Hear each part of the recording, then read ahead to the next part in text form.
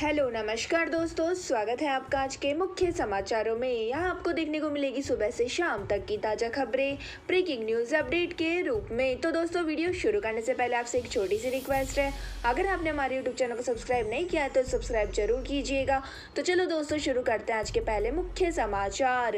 दिल्ली में 1000 low floor बसों की खरीदी में घोटाला, LG ने CBI जाँच की मंजूरी दी। आपने कहा हमें पढ़े लिखे उपराज्यपाल की जरूरत। तो दोस्तों, शराब घोटाले की जांच झेल रही दिल्ली सरकार पर अब लो फ्लोर बसों की खरीदी में भ्रष्टाचार का आरोप लगा है। तो दोस्तों, LGV सक्सेना ने रविवार को मामले की CBI जांच की मंजूरी दे दी है।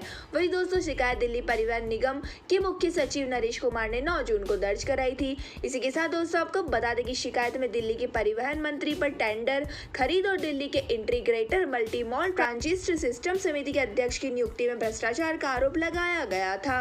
हालांकि दोस्तों, पिछले साल शिकायत के बाद बस खरीद का टेंडर रद्द कर दिया गया था। वही दोस्तों, आपको बता दें कि आम आदमी पार्टी ने CBI जांच के जवाब में कहा है कि LG खुद भ्रष्टाचार के कई गंभीर आरोपों का सामना कर रहे हैं, ध्यान हटाने के लिए वे ऐसे काम कर रहे हैं और अब तक CM, डिप्टी CM और स्वास्थ्य मंत्री के खिलाफ हुई जांचों का कोई नतीजा नहीं निकला है और उन्होंने अब चौथे मंत्री के खिलाफ शिकायत की है। तो दोस्तों, उन्हें पहले अपने खिलाफ भ्रष्टाचार के आरोपों का जवाब देना चाहिए। इसी के साथ दोस्तों, आपने यह भी कहा है कि यह बसें कभी भी नहीं खरीदी गई और टेंडर रद्द कर दिए गए थे। वही दोस्तों, दिल्ली को और ज्यादा पढ़े लिखे LG की जरूरत है और इस आदमी को पता नहीं है कि वह किस पर साइन कर रहा है। इसी के साथ दोस्तों, चलते हैं आज के अगले मुख्य समाचार की ओर। ज्योति मठ, बद्रीनाथ और शारदा पीठ द्वारका के शंकराचार्य स्वामी स्वरूपानंद सरस्वती का 98वें वर्ष की आयु में निधन। तो दोस्तों, आपको बता दें कि उन्होंने नरसिंहपुर के सोतेश्वर स्थित परमहंसी गंगा आश्रम रविवार को दोपहर 3:30 बजे अंतिम सांस ली।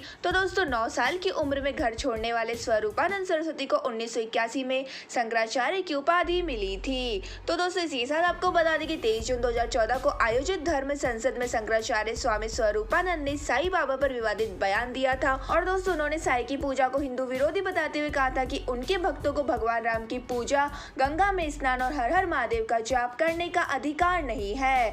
वही दोस्तों, इस धर्म संसद में सर्व समिति में साईं पूजा का बहिष्कार करने का ऐलान किया गया था। वही दोस्तों, उसके बाद उन्होंने 2016 में कहा था कि महाराष्ट्र में सूखे का कारण साईं की पूजा है।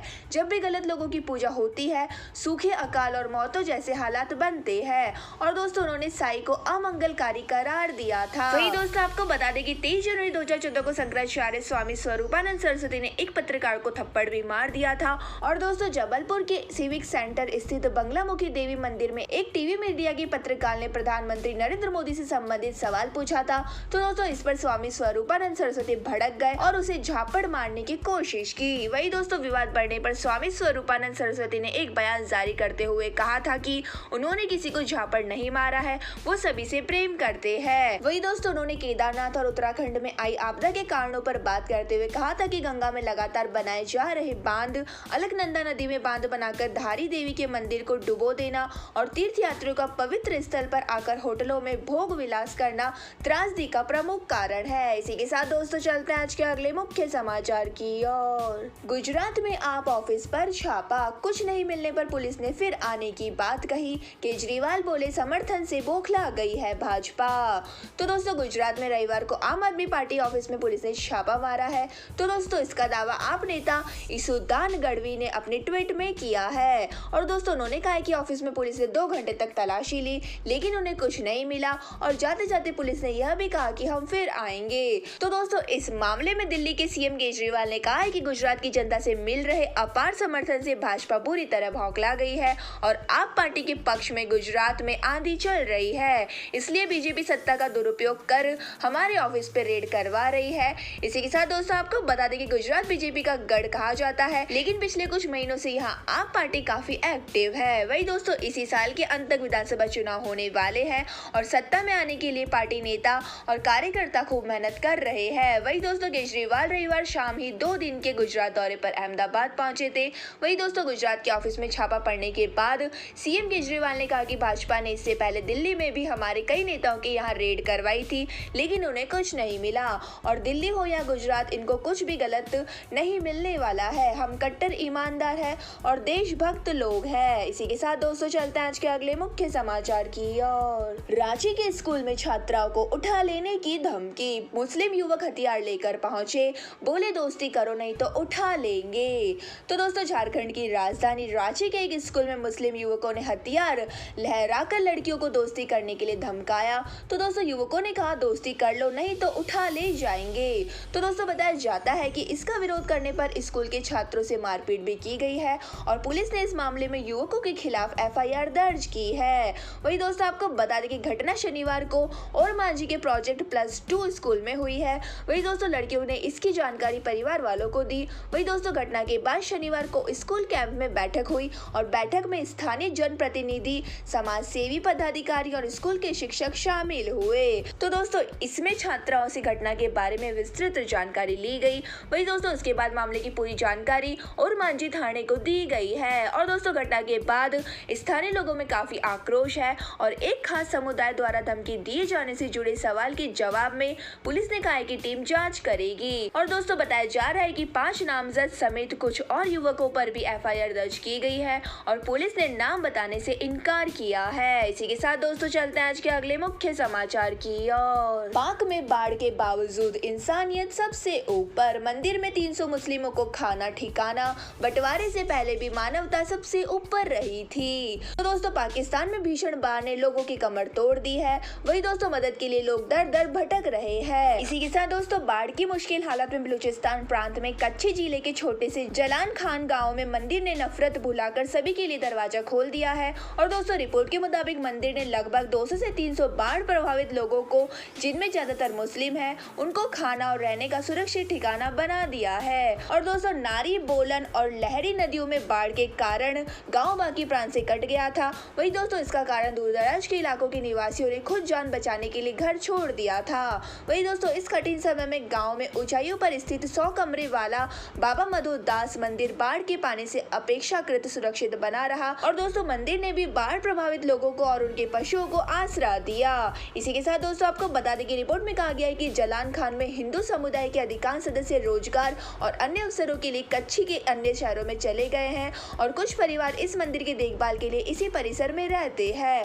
और दोस्तों भागनारी तहसील के एक दुकानदार 55 वर्षीय रतन कुमार वर्तमान में मंदिर के प्रभावी है और एक डॉक्टर इसरार मुधेरी ने मंदिर में मेडिकल कैंप भी लगाया है। इसी के साथ दोस्तों चलते हैं आज के अगले मुख्य समाचार की ओर। 4 महीनों में पहली बार बढ़कर 6.9% हो सकती है महंगाई, शाम 5:30 बजे जारी किए गए हैं आंकड़े। तो दोस्तों आपको बता दें कि अगस्त के रिटेल महंगाई के आंकड़े सोमवार शाम 5:30 बजे जारी किए गए हैं। तो दोस्तों इस बार रिटेल महंगाई 4 महीने में पहली बार बढ़कर 6.9% हो सकती है। वही दोस्तों सीपीआई आधारित रिटेल महंगाई दर जुलाई में घटकर 6.7% हो गई थी। वही दोस्तों आपको बता दें कि खाने पीने का सामान, खास तौर पर खाने का तेल और सब्जियों की कीमत के घटने की वजह से महंगाई कम हुई थी। वही दोस्तों जुलाई में फूड इन्फ्लेशन 6.75% हो गई थी, जो जून में 7.75% रही थी। इसी के साथ दोस्तों आपको बता दें कि रिटेल महंगाई दर लगातार 7 महीनों से आरबीआई की 6% की ऊपरी लिमिट के पार बनी हुई है और जनवरी 2022 में रिटेल महंगाई दर 6.01% थी। वही दोस्तों इकोनॉमिक्स के अनुसार अगस्त में महंगाई बढ़ने की संभावना थी क्योंकि अनाज और दालों की कीमतें बढ़ने लगी है। और दोस्तों डिपार्टमेंट ऑफ कंज्यूमर अफेयर के डेटा के अनुसार अगस्त में चावल की रिटेल कीमतों में महीने दर महीने 2.3% का इजाफा हुआ और दोस्तों आटे की कीमतें भी 3.5% बढ़ी। वही दोस्तों आपको जानकारी के लिए बता दें कि कच्चे तेल, कमोडिटी की कीमतों, मैन्युफैक्चर्ड कॉस्ट के अलावा कई अन्य चीजें भी होती है जिनकी रिटेल महंगाई दर तय करने में अहम भूमिका होती है। और दोस्तों करीब 299 सामान ऐसे हैं